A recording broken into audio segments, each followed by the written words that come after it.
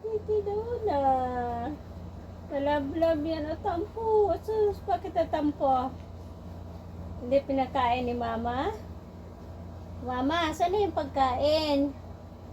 Hindi pa nagsaing ang mama. Kawawa naman ang baby. Tapos ito naman yung malungkot. Oh, malungkot. Shoutout lang ang utoy. Bilisan mo siya, pe. Ang pagkain ng aking mga kiddos. Ang aking mga anak, oh. Gutom na, oh. Natampo na, oh.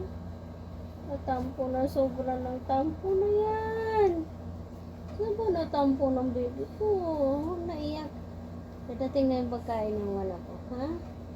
Dadating na yung pagkain ng aming bebe. Ng pagkain nila.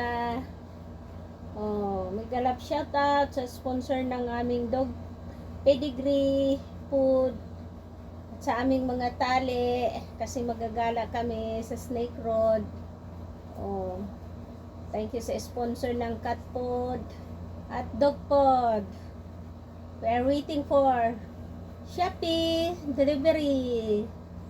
Oh, naghintay sila today para makakain sila ng yummy. Etong malungkot kasi nga hindi pinakain ni mama. Aroy,